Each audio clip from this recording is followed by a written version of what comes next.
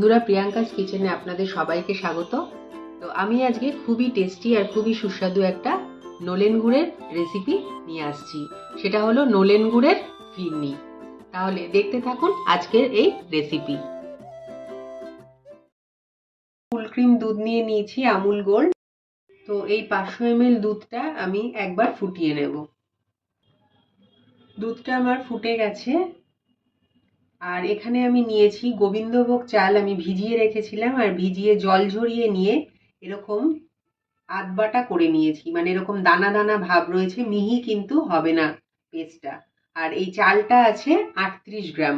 আমি 500 ml দুধে 38 গ্রাম চাল নিয়েছি। তো আমি চালটা এবার দিয়ে দেব, মানে চালের গুঁড়োটা। চালটা কিন্তু আমি 30 মিনিট জল দিয়ে ভিজিয়ে রেখেছিলাম, তারপরে আমি জল ঝরিয়েছি। জল ঝরিয়ে নিয়ে মানে জল ঝরিয়েছি সেটাও আমি 15-20 মিনিট জলটা ঝরিয়ে নিয়ে তারপরে কিন্তু আধবাটা করেছি। আপনারাও এরকম করবেন, খুব মিহি করবেন না, আর এরকম নাড়তে থাকবেন, না নাড়লে কিন্তু তলায় লেগে যাবে।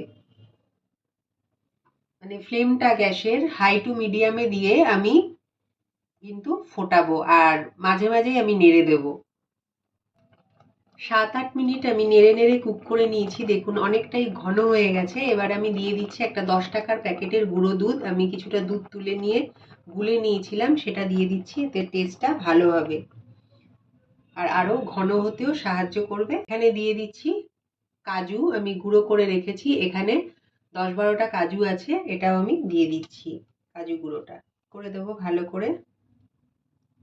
এবারে আমি গুড় দিয়ে দিচ্ছি। এখানে 50 গ্রাম মতো গুড় আছে,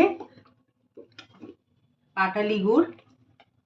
আর আপনারা মিষ্টির স্বাদটা কম বেশি করতে পারেন। দিয়ে দিচ্ছি আমি এলাচের গুঁড়ো ভালো ফ্লেভারের জন্য।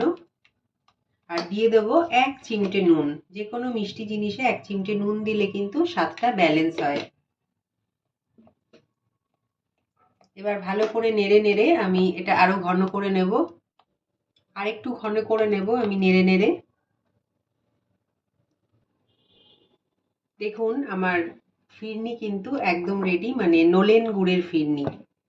আমি দেখাচ্ছি ঘনত্বটা। এই দেখুন এরকম আঠা আঠা ভাব হবে, তবেই বুঝবেন যে আপনাদের ফিরনি একদম রেডি। আর এটা কিন্তু এখনই গরম গরম সার্ভ করব না, মানে বাটিতে রাখার পর কিন্তু 24 ঘন্টা ফ্রিজে রেখে দিলে ভালো হবে। গরম গরম খাওয়া যেতেই পারে, কিন্তু ফ্রিজে রেখে দিয়ে তারপরে খেলেই কিন্তু ফিরনি বেশি ভালো লাগে। তো গ্যাসের ফ্লেমটা আমি অফ করে দিচ্ছি। এবার এরকম একটা মাটির পাত্র নিয়েছি। পাত্রটা কিন্তু ভিজিয়ে রেখেছিলাম আমি আধ ঘন্টার বেশি। ভিজিয়ে না রাখলে কি হবে, এটা ঠিক অ্যাডজাস্ট করতে পারবে না। হ্যাঁ, দুধের জিনিস তো, ধুয়ে তো নেবেনই, ভিজিয়ে রেখে তারপরে পুছে নেবেন শুকনো করে। তো এবারে আমি তুলছি। দেখুন কি সুন্দর ঘনত্ব হয়েছে। আর এটা ফ্রিজে রেখে দিলে কিন্তু আরো সুন্দর জমে যাবে। একদম মানে দোকানে যেরকম ফিরনি হয় সেরকমই হয়ে যাবে। তৈরি হয়ে গেছে বন্ধুরা আজকের আমার রেসিপি নলেন গুড়ের ফিরনি। আমি ওপর থেকে একটু নলেন গুড় ছড়িয়ে দিচ্ছি, আরো টেস্টি লাগবে।